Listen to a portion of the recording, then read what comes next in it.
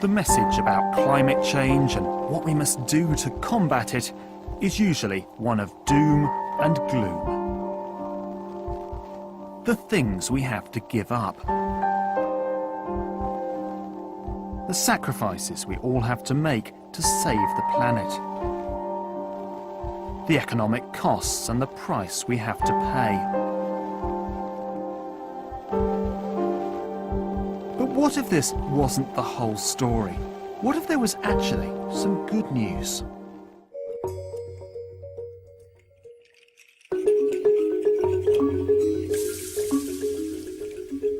Well, of course, much of the focus on climate change has been on the adverse effects of climate change, very understandably. But what we were concerned to do was to look for strategies that might be win-win strategies. In other words, where we could reduce greenhouse gas emissions quite substantially, at the same time as directly improving public health. So over and above any benefits that might occur as a result of reduced climate change. Andy Haynes was the lead author on a series of papers addressing the neglected question of health and reducing greenhouse gas emissions, which was published in November 2009. The work that we did was really looking at 4 different sectors which are responsible between them for a high proportion of greenhouse gas emissions. Here's what he and his fellow researchers found.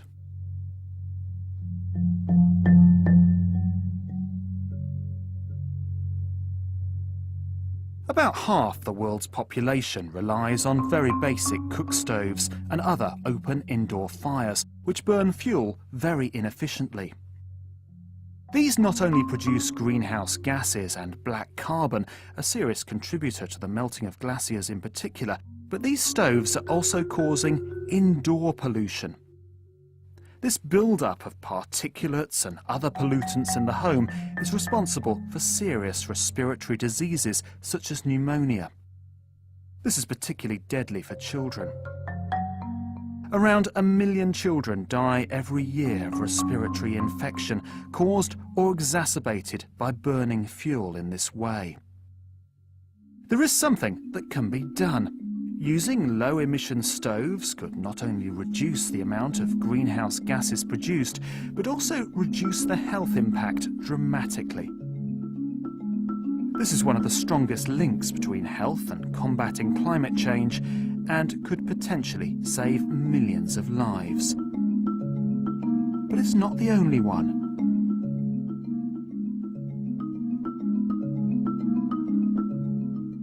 In the developed world, household energy comes mainly in the form of gas or electricity. Most of the electricity we use is generated centrally in power stations. However, producing the electricity that we rely on has the unfortunate side effect of producing large amounts of greenhouse gases. Coal-fired power stations in particular also emit airborne particles that can cause damage to the respiratory system. Switching to low-carbon electricity, whether by reducing use of coal or increasing the use of renewable energy sources like solar or wind, would cut the incidence of respiratory and heart disease as well as lung cancer in adults, especially in China and India.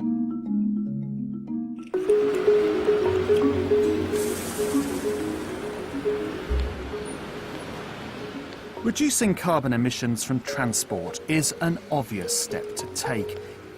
In the UK alone, it accounts for about 1/4 of CO2 emissions each year. Clearly, the more car trips we replace with cycling and walking, the better. There are obvious health benefits here, such as less heart disease, the increased fitness that cycling and walking bring, as well as a reduction in weight-related problems. There are also less obvious health benefits: reduced levels of depression, less chance of developing breast cancer, lower risk of diabetes, and protection against dementia, to name a few. Policies that get people out of their cars and onto their bikes or feet are likely to mean safer streets. With fewer motorists on the road, traffic danger is reduced. It could be a win-win situation for climate and health.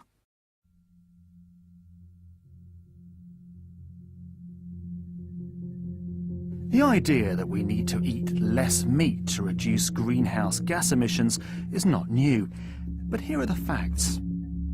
Animal farming accounts for around 8 to 9% of greenhouse gases, and that's without taking into account the damage done by deforesting areas in order to keep livestock and to grow the foodstuffs they eat. A big problem in areas such as the Amazon rainforest. A reduction in the amount of meat we eat will have a direct impact on the amount of greenhouse gases being released in the atmosphere. So what about our health?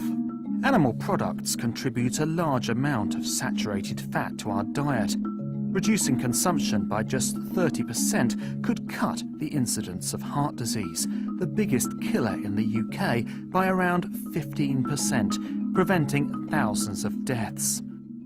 Cutting saturated fat consumption could reduce obesity, and by eating less red and processed meat, we may cut some cancer rates.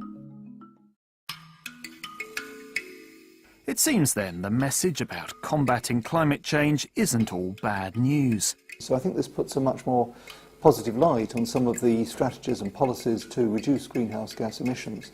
And also, one of the implications is that the benefits, the public health benefits, would partly offset some of the increased costs of some of these strategies.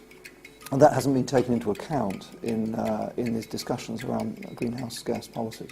Making these changes to our lives is about making the world a better place in all sorts of ways.